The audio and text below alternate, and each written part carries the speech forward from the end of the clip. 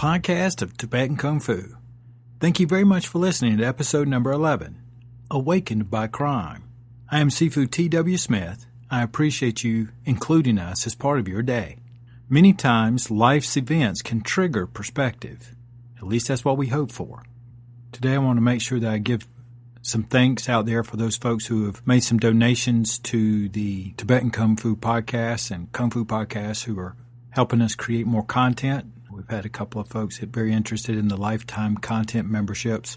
So we are looking forward to growing and continuing to develop more and more content in different formats so that you can get it the way that you're looking to get it. And it allows me a greater opportunity by your donation to create that content through software, hardware, and things along those lines. So I really do. I appreciate it a lot. Kung Fu Boot Camp starts tonight. Mr. Knox is excited, and Kat is halfway through the Young 9 Tai Chi course, and that seems to be going very well. Got some very good feedback from some of the participants. Looking forward to running that program again, too. I'd like to say thank you to Mr. Joslin for helping me walk through all the statistics that I had to get ready for this particular program. And thank you to Mr. Moore for the Asheboro Zoo possibilities that we're going to look at maybe come fall or next spring. Before I get into the meat of the program, especially with the growth, I wanted to share with you that we have the Kung Fu podcast growing, and that's been very well received. It's actually sometimes made me stop and wonder if I'm serving two masters, both having the Tibetan Kung Fu podcast and Kung Fu podcast, even though in my heart I feel like I've clearly got them separated because one is dedicated to all martial arts and the impact, culture, adventures that are associated with it. And then I have you all, my Kung Fu family. Tibetan Kung Fu podcast was intended to be for you all, for both some lessons as well as just keeping us together when we have to spread out from time to time. But I just wanted to share that with you. It's a struggle I sometimes have to deal with, and I know we all have struggles. Am I doing too much? Am I not doing enough? And it's something that I have to meditate on and really kind of just take my time with, not over-respond to it or react to it, just realize that it's something going on in my mind, and as long as I keep my priorities straight, I should be fine. Being mindful of certain realities. Everything I'm about to share with you just happened within the past few days. I thought it'd be something that we could use as we move forward. I'm laying there asleep. It's 9:30 Thursday night. Kian comes in, my son, and he wakes me up and he says, "Dad, there's a heavily armed man in the area. They just robbed a gas station right up on the corner. And they got away. And I'm afraid that they may try to hide here." Of course, I woke up and I rubbed my eyes. I said, "What do you say, son?" He told me the story again. I got him comfortable. I put PowChoy, that's our 90-pound lab, in his room, and he went back to sleep.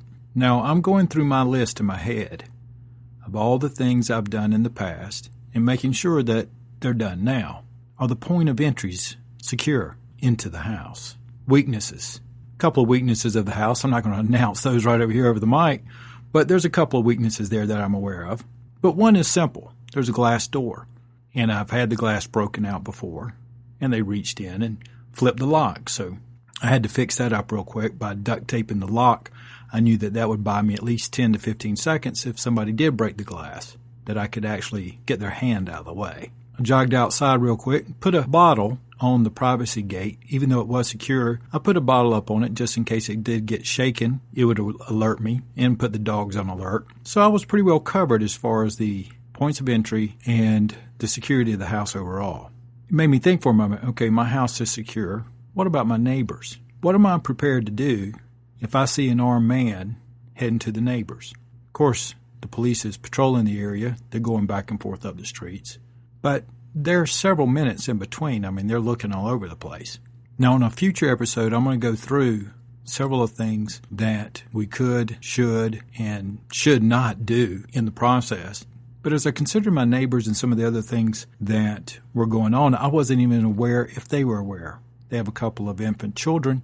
I wasn't even sure if they were awake. So I set up for quite some time just watching the streets and making sure that everything was safe. But it did make me consider a couple of things. So the next day, I go to the Raleigh Police Department website, and I'm looking for specific information that I could share with you all about home protection. I couldn't find what I was looking for, but I did find a contact button, so I used it. I wrote an email to the Deputy Chief of the Raleigh Police, whose name is Mr. Joseph Perry. explaining the events that happened at the house, at the gas station being robbed, and what I was looking for there on the website that I could not find. I also explained that I was going to be doing a podcast and trying to share some of this, and I'd like some information that might be helpful. Now, this was Friday afternoon at 1 o'clock or 1:30 when I sent the email. So I didn't know what to expect by sending the email to the Deputy Chief of Raleigh Police, but here's what I received. 6:30 Friday night. Here's what he wrote. Good afternoon. First and foremost, please allow me to thank you for taking time to send your email.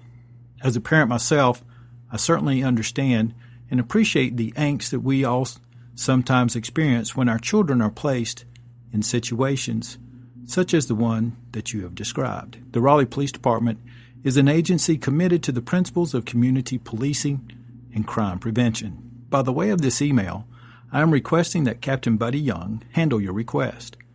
Captain Young is the district commander in the Southeast District.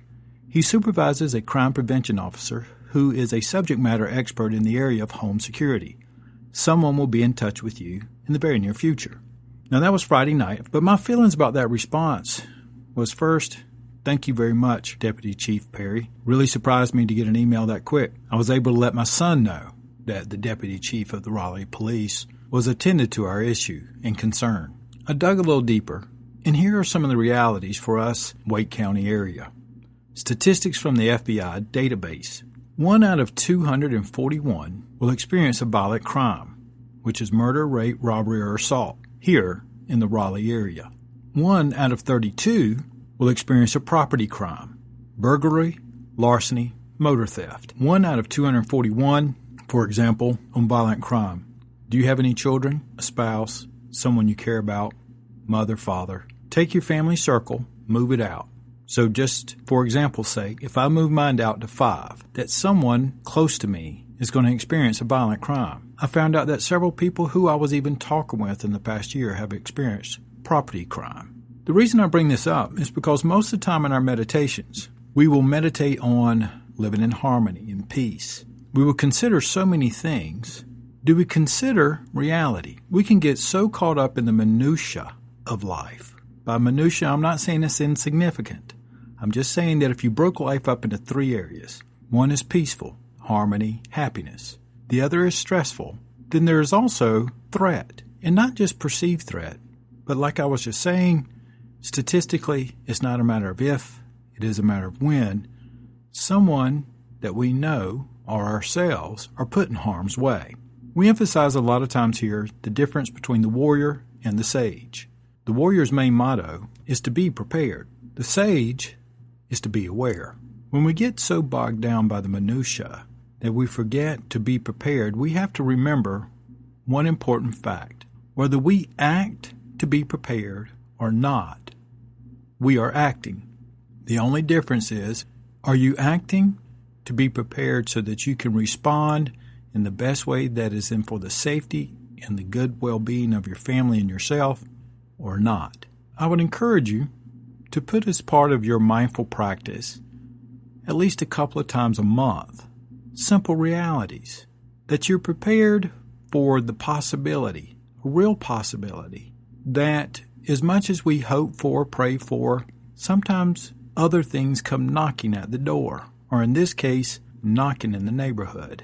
So happens that the young man that was suspected of robbing that store actually lives very close to us. So there was a real possibility that he would have came down that street looking for shelter. And with a 6-foot privacy fence in my backyard, I didn't want him looking for shelter there, or in my home, or in my neighbor's home. But it made me concerned how many of our lives we get so busy that we can forget through the fog of the little stuff that there's actually real things out there that we do need to be prepared for. So my call to you is to make sure that you go through your home, your life, your car, your habits. Make sure that you're doing the things that keep you safe. Adjust things where you can. If you're not sure, email me. If I don't know, I know somebody who does. Check through your things, and I'll do whatever I can to either help you or get someone to help you. Now, I want to remind everybody that we have the Mindful Meditation Fundamentals, which I'm excited about because this is the one that's mindful meditation without religion or theory. you can go to TibetanKungFu.net/mindful, and it'll take you right to the program and the schedule and all that kind of good stuff. So if you're interested in joining us, love to have you. I'm really excited. Tomorrow's the big day that I get to talk with the folks again at Excel for Apps. I'm really looking forward to seeing you all again, and I promise I'll do my best to do a good job. Next week on this podcast, I'm planning to talk about the physiology of meditation. We're not talking about rainbows or walking across the Milky Way. Talk about simple physiology. I'm a pretty pragmatic person, so when I first got involved in meditation, I was as skeptical as anyone. But I also knew what I had been doing had not worked, so I had to make adjustments. The longer I stayed in it, the more it made sense. And not because of anything outside of just simple physiology. Get a hold of us at Facebook, Twitter, wherever you want. Thank you very much for joining us here at Tibetan Kung Fu Podcast, episode number 11, Awakened by Crime.